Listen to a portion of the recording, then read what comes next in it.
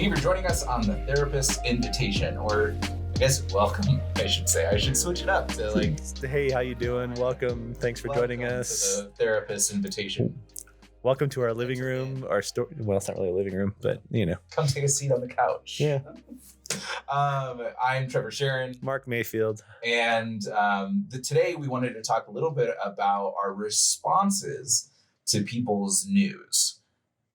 Which is pretty vague right now. We'll dive into it a little bit more. But before we do that, we're going to continue with our new kind of system and approach. Which we forgot about the last couple times. Yeah, well, you know, it's new for us.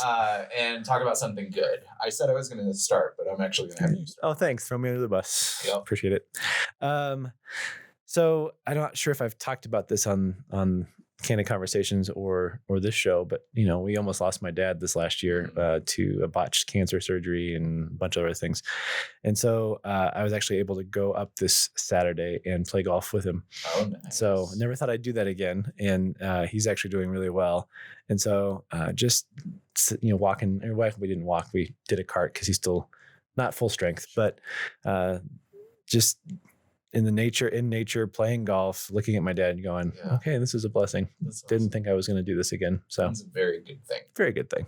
I'm going to switch mine to be more family oriented too, to align with yours. I love the mental switch there. Yep, that was good. My daughter turns, I think we decided 11 weeks today or something. So everybody that's listening, Trevor actually looks pretty good for being a dad of a 11-week-old. Yeah. It helps because the good thing is that she is good. She's super wonderful, very sweet, very intelligent, very brave, and very communicative in a positive way where she lets us know what she needs, and once the needs satisfied, she's happy. So she's talking now at 11 weeks? Well, I mean, I'm a therapist, so nonverbals are pretty easy for me. Nice. But it has been fun to kind of like I'll hold up like two different sleepers for her, and based on her reaction to one and not the other, let her choose it. And, before you roll your eyes, listeners, this is the life of a therapist and their family, and you know, we have a special counseling fund set aside for our kids. You know, when they get to be old enough to go, you know, Dad, seriously, like. Yeah. What are you doing? It's true. And like people laugh, but I've really enjoyed it. Oh, it's fun. Right now, she's not in a place where the relationship has any amount of reciprocity. She's not responding to me because all that she has really right now is reflex. There's a little bit starting where that she can respond to me, or I can do something and she'll respond to that, which has been really fun. But this is kind of my own way to do that. I love it. That's great. But to tie in, as I'm trying to keep doing, to responding to other people's news. There's you've heard my rant on this before. That's a good way of putting it. That's a good way of putting it. So often in our lives, we tell somebody or see this happen. I have an 11-week-old at home. Oh, you must not be getting any sleep. That sounds awful. I'm sure you're just miserable all the time. Wow, what a lot of assumptions. Right. Or I just got engaged. Marriage sucks. That first year is the worst. But it does. No, I'm just kidding. Or like, I just quit my job in the middle of a pandemic. Oh, are you an idiot? Like, are you going to be able to survive? Do you have money? You're trying to start your own thing? Why? Like, I think that's the common response that we see in the world to people's news. And I think there's something overwhelmingly inappropriate about it. You think? I do. Yeah. I do. Tell me more. No, I'm just kidding.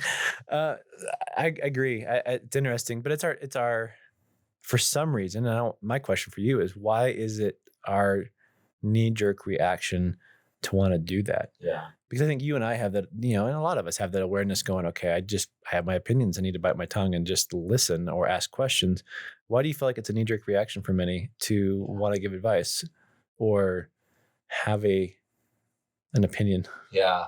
I think in some ways it's easier. It's easier for me to tell you that, you know, starting a new job or maybe the baby is a better example.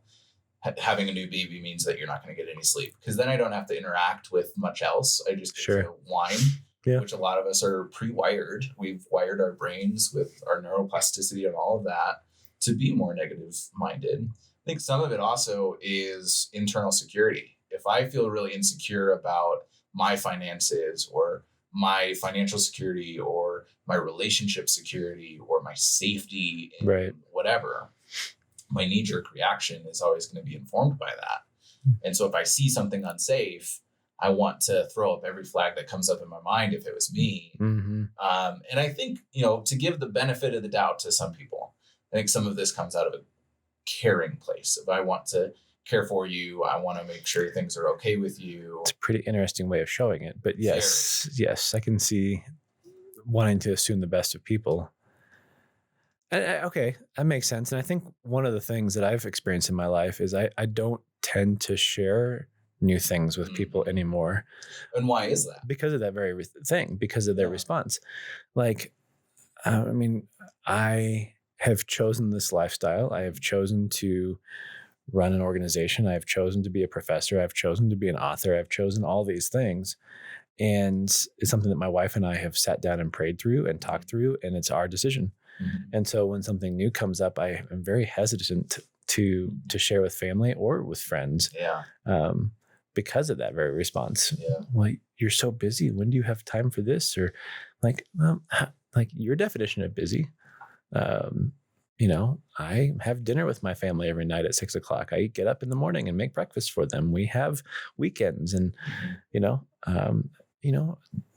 it's my decision if I get up at 4:00 to start work. Yeah, like those kind of things, right? So I get where you're coming from with that. It's almost a facade, though. I think, people step into that because, like you said, they're uncomfortable, they're insecure, they're afraid maybe of, I think it's the insecurity, right? Totally. Do you think a lot of people do that, speak to that because it's a way for them to feel better about themselves? I think that, but I also think there's another side too, where we don't understand our role in the relationship. Speak more to that. So I had coffee with a friend, and he was telling me about some changes in his life, some things that he was planning on doing. I don't know him super well. Okay. We're not close friends. We don't talk about deep issues. It's more of a casual relationship. Okay, gotcha. And so my role in the relationship is not to give him guidance or advice or warnings about things. It's to say like, oh, that's really cool. Like, tell me more. I'm interested. Because I have to believe that if he wanted me to play that role in his life, he would invite me into it. And the fact that he's not, hopefully he has other people in his life, like his parents or his best friend or his spouse, that is able to speak these other perspectives into his life. And that if he wants my perspective on that, he will ask for it. What do you think about this? Right. Do you think this is a good idea? Do you think this is a bad idea?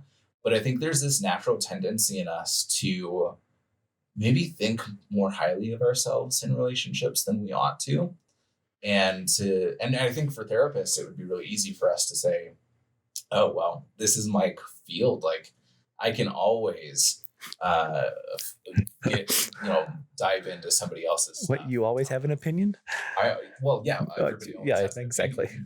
Mine's just informed and educated. So you ought to listen to mine. I think that's kind of don't turn off the radio, people, or stop the podcast. No, but I think that's the trap we fall into for sure. I think it's a trap a lot of people fall into. I can remember times in my life where I've brought in. It's wrong. It's early. It's early. Haven't had my coffee yet. I have brought ideas. I'm a dreamer. Yeah. Right. Oh yeah. And I think to be an entrepreneur, you have to be a dreamer, risk taker. And I had a little bit crazy, a lot crazy. I had a lot of ideas that I brought to people in my life that were just squashed, and that I never pursued beyond that point because I think part of me though was looking for approval, which is the wrong motive to come into a conversation like that too. But instead of somebody saying, okay, like, why is that important to you? Or, okay, have you thought about the pros and cons? Right? More drawing out the conversation than telling me stuff. And I think if that would have happened, I wonder what the trajectory of life would have been. But I think that also in me realizing that I don't need people's approval to make decisions. That's Totally. between me and God and my wife and, The people who have that role. right? And not so much I need to go and find 5 people that are going to affirm me before I make the decision. Like, I don't know if you've experienced that before, but that was like my late teens and early 20s. Right. And I think that's developmentally appropriate as well. I think the hard part is we hear so often these tech moguls or these business moguls, and their story is everybody told me that I was an awful idea, and now look at me. Yeah, now I'm Jeff Bezos or I'm, whatever. And I wonder, kind of like what you were wondering, what the world would look like if the natural reaction of people was not to nay the things we bring up. Nay. Yeah, I was naysay. Nay. Nay's a. Sorry for putting that song in your head, people. But like naysayers, yeah. If we were to support other people, and I think this comes into another interesting conversation that I think I'd love to hear your thoughts on. So I think both you and I. He said that with a smirk on his face, people. Yep. Just saying. Both you and I can agree that the way that we should respond to people when they tell us news is with excitement, support, and care. Sure. No matter who they are, yeah, or what's going on. Like, it's just that should be our heart towards these individuals, towards our friends, towards our acquaintances, towards our family. That's really exciting. What are you looking forward to most? Where does this come from? Tell me more. I'm interested. All of those conversations. What if it's truly a bad idea? Or a potentially harmful idea? I think, well, as therapists, we have a really good opportunity to be able to direct that conversation for them to figure it out themselves, right? But this goes back to, I think, like the core of what it means to be a parent, right? 0 to 10, there's a lot of decision making that we do on the behalf of our kid, right? Maybe as they get older, 6, 7, 8, 9, 10, there's like 5 or 6 options. We try to instill some identity in them and that kind of stuff. But after 10, like there should be the ability to go, okay, yeah, like try it out, see what happens. Yeah, explore, and if it fails, then they learn and we teach them grit and resiliency and a way to bounce back and to build toughness. Allowing for space for safe failure. Right. It's interesting. I've recently gotten back into the 1980s and 90s show Family Matters. Our girls, for some reason, latched onto it and love it. So every night, can we watch Family Matters? Okay. And there were a couple times in there where Carl, the dad, was approached by Edward, the son, on ideas like, I want to go be a singer. Oh, what? You're not going to go to college? How stupid of you, and blah, blah, blah. And the natural response as a parent is protection and protectiveness. And our plan. And our plan, right? And so my wife and I have talked about this quite a bit with our girls, going, we want to foster in them their true identity and their true passions, and so it's that age-old question, what do you want to do when you grow up? Well, we've had anything from an artist to a veterinarian to a seismologist to earthquakes and that kind of stuff to aeronautical engineer, and my oldest is still holding on to the aeronautical engineer idea because she loves NASA, she loves space, she loves all this kind of stuff. And I told Sarah, I said, we just need to champion these ideas and see where it takes them. Now, if my oldest wants to go and get a undergrad in some kind of engineering to be able to then go and get a master's in aeronautical or whatever, great. We'll support that. If she tries it and we really haven't wasted money. I mean, basic gen eds, in the first couple of years. And she comes back and goes, maybe because she's a really good artist, maybe I just want to be an artist. Yeah. Okay, let's have a conversation about that. But what if she came to you and said, I want to be a princess? I'd ask her what that would look like. Okay. I don't know if I could put myself in your daughter's shoes to answer that question. Well, no, that's a good response. But I would want to explore. Okay, where's that thought coming from? Instead of poo-pooing it, like going, okay, tell me where that came from. No nay-naying or poo-pooing. No poo-pooing or nay-naying. I really like that response. And what does that look like? Because, my youngest, who's not 7 yet, wants to be a narwhal and unicorn scientist. That is a great. And I love it. I'm like, okay, so tell me what that looks like, and we've tried to put language to it. Maybe you're gonna be a mythologist, or okay. Okay, hold on. You just made that super impractical dream into something practical. But that's, she loves stories and she loves fairy tales, and she loves, maybe she's gonna be a historian. I don't know, but it's not going, well, that's stupid. Nobody's ever gonna, and that's, in a lot of ways, those are the messages I got when I dreamed, and so being able to go, it's not my job right now to go, like, you're 7. If you want to go unicorn hunting and explore narwhals, one is real, one's not. Okay. Have you ever seen a narwhal? No. It looks like an orca with a long unicorn horn out of its, it's like a tusk out of its. And they're real? They're been, just search it sometime on Google. Trevor's going to do that after the show. I honestly thought that they were. Oh no, they're real. So I want to see your face when you look it up later. But I think sitting with people in their creativity, I didn't learn until I tried and failed. Yeah. Right? Now, it goes back to our conversation about tribalism, right? Why do you think there are so many people searching for belonging and really throwing out logic and a voice? Well, because nobody's ever really sat with them and who they are. Yeah. And so now they're going to just, go, throw everything out the window just to be a part of something. And so now we're trashing, streets and neighborhoods and all that kind of stuff. So I think part of sitting with, at least in my opinion, part of sitting with my girls in their dreams is allowing them to develop an identity and a security and a sense of security in who they are. Yeah. What I heard in that is if we've identified that most of the time we're not going to have the role in a person's life to be able to give the knee-jerk feedback, the security questions. In those situations where we do have that role as a parent, as a close friend, as a spouse, as somebody who's been invited in to that aspect of the person, the approach that is most successful, most helpful, most joyful is one of curiosity and one of belief of, I believe in you and your ability and your... That's the key right there, though. I believe in you. You don't have to agree with or believe in the idea. Yeah. And I think that your reframe of your youngest's dream is so impactful. I just want to re-highlight it again, because it's something that, like, our knee-jerk reaction would be like, well, unicorns don't exist, and until now I didn't believe that narwhals existed either.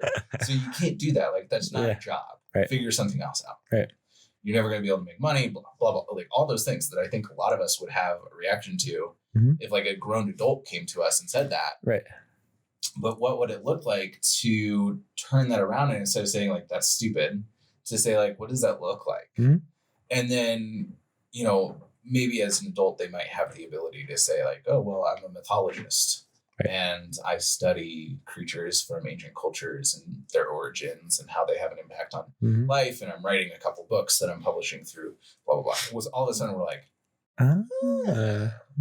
But we wouldn't have gotten there if we just shut them down. And even with our kids, to assume that our kids will have the ability, we believe in them, that this silly idea that sounds really, really silly actually has some merit to it. And we can pull the good and the passion out of it. Think about somebody like C.S. Lewis, right? Most of Narnia was created when he was a kid in his own world, in his room, because he lived with an abusive father.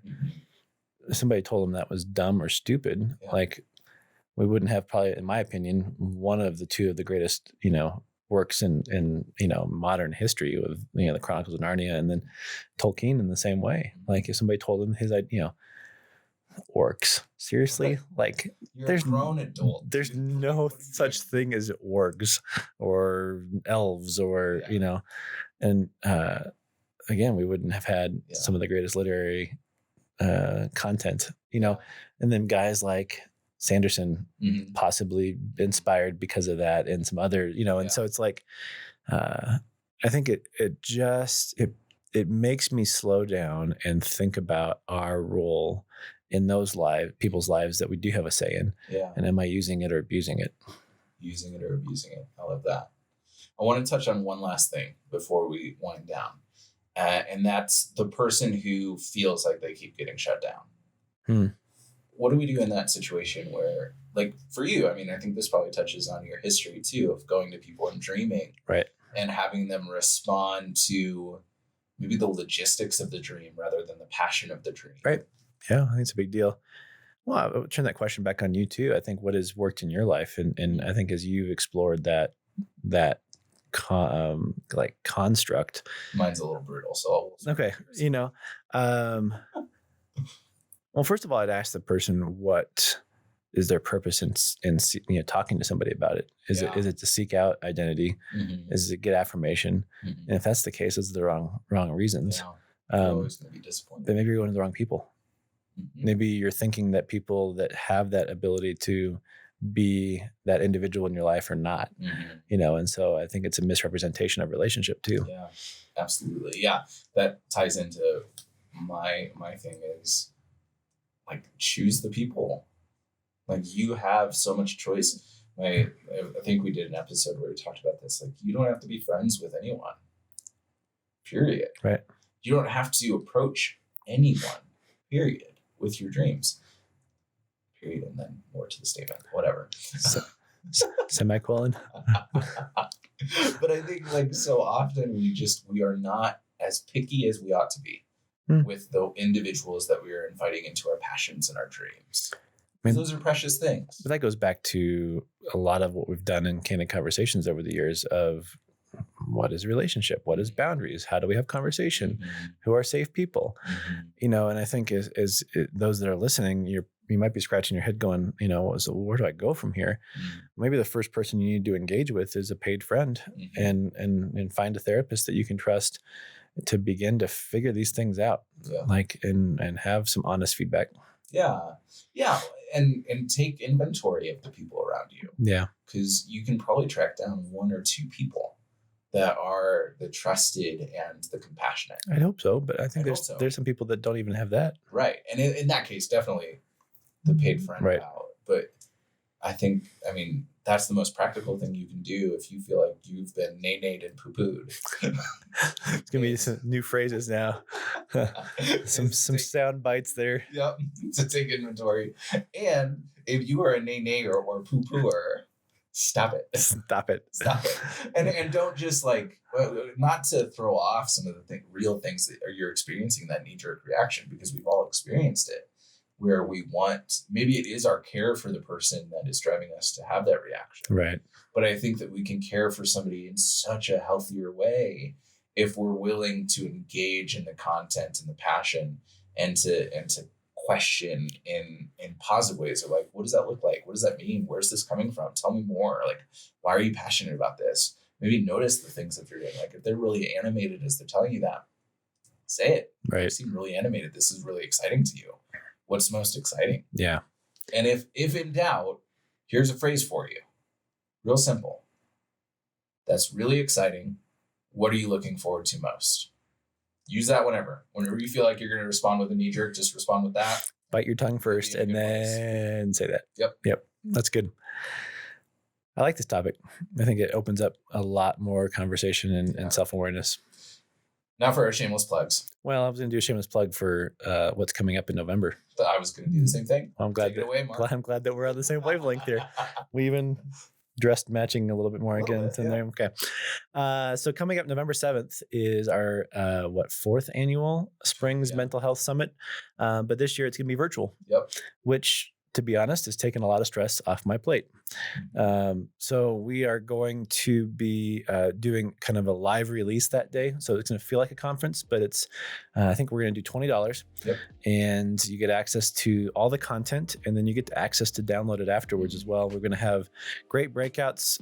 I'll be speaking. We'll have Dr. Kurt Thompson, if you know who he is, and his books. And we'll also have John Eldridge, which will be a really great addition to the main sessions and the breakouts. And so hopefully you can join us. And if not, the content will be available for purchase. It'll be a little more expensive after the event, but you can still access those videos. But another resource and a great way to engage in your own growth and mental health. Yeah. And we'll have a link in the description for you to go to learn more about the Springs Mental Health Summit. Cool. All right. Well, thank you for joining us. We're thrilled that you were here. We're thrilled that you're engaging with us. We hope that you go forward and you stay away from and don't nay or poo-poo. And until next week.